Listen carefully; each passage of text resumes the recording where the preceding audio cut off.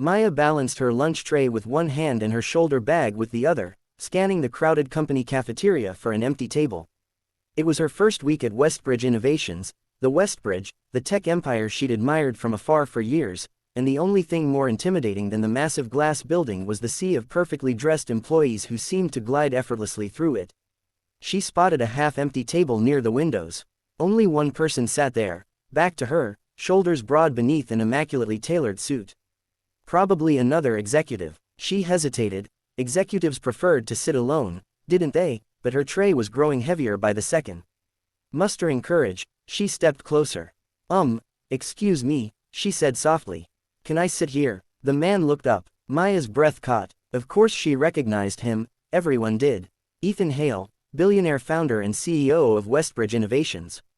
His face was on magazines, financial news segments, and, unfortunately for her nerves, the sign in the lobby she passed every morning. He blinked once, surprised. Employees rarely approached him casually. But then something softened in his expression. He took in Maya's tired eyes, her modest outfit, the slightly wrinkled blouse that hinted at a hectic morning. You can sit, he said, and then added with a tilt of his head, only if you eat too. She glanced down at her tray, cheeks warming. I was planning to. I've seen people sit with me and forget their food entirely, he replied, a faint smile forming. Does awful things to my ego. Maya laughed, quiet, startled, but genuine. I'll make sure your ego stays intact. She sat across from him, trying not to fidget. She wasn't used to being this close to someone who owned half the patents her college professors worshipped. Ethan took a sip of his black coffee. You're new. First week, she admitted. Maya Lawson, administrative assistant in the research division. He nodded. How are you finding it so far? She hesitated. Honesty or the safe corporate answer? He seemed to sense the hesitation. I don't ask to grade you, he said lightly. Just curious. It's overwhelming, Maya said at last. But in a good way. I'm grateful to be here. Gratitude can't fix exhaustion, Ethan said. His gaze flicked to the dark circles under her eyes. Or the fact that you look like you sprinted across a battlefield this morning. Her laugh was shorter this time. Not a battlefield, just my 6-year-old. He doesn't believe mornings are a real thing. Ethan felt something in his chest shift unexpectedly. You're a mom, she nodded. Single mom. His eyes softened more noticeably now. Maya didn't miss it, but she wasn't sure what to make of it. Well, he said, leaning back, if you're juggling a new job here and a 6-year-old at home, I'd say you're doing more than most executives in this building. Including me. She stared. I doubt that. It's true. He tapped his fork against his plate.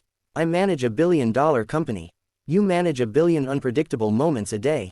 Sounds harder to me. Maya ducked her head, flustered. Compliments were rare, especially ones wrapped in sincerity. They ate in comfortable quiet for a moment before Ethan spoke again. What's his name? Liam. And what does Liam like? Dinosaurs, robots, chaos, all of the above, she said with a proud smile. Yesterday he taped 3 forks to a toy car and declared it a forklift. He laughed for 20 minutes. Ethan chuckled, a warm, deep sound Maya never imagined she'd hear from him. Ingenious. You might have a future engineer on your hands. I hope so, she murmured. But then her voice dimmed. Although I'm not always sure I'm doing enough for him. Time-wise, money-wise, everything-wise. Ethan's jaw tightened. Not with anger at her, but at the resignation in her voice. You're doing more than enough, he said. The fact that you showed up here, working hard for both your future and his, trust me, that's not something he'll forget.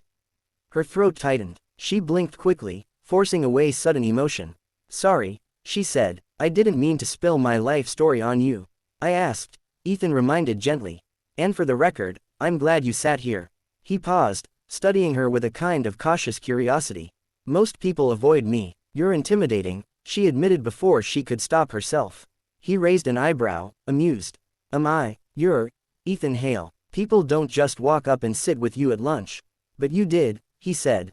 She shrugged. I was tired and hungry and there were no other seats. He laughed. I'll take it. For a moment they simply looked at each other, the cafeteria noise fading into background static. Then Maya's phone buzzed. She checked it. Liam's school. Her stomach clenched instinctively, but it was only a reminder about next week's parent-teacher meeting. Ethan noticed the tension in her shoulders. Everything all right? Yes. Just life. She exhaled. Sometimes I feel stretched so thin I might disappear. You won't, he said quietly. Some people break under pressure. Some people sharpen. His gaze held hers. You're the second type. Warmth spread slowly through her chest. He glanced at her untouched sandwich. You're not eating, he pointed out. My ego is suffering. She rolled her eyes, took a large bite, and spoke through a laugh. Better. Much. For the first time in months, Maya felt seen, not as an employee, not as a tired mother, but as a person. And Ethan, who spent most days surrounded by people but rarely connected to any of them, realized he didn't want this conversation to end. Not yet.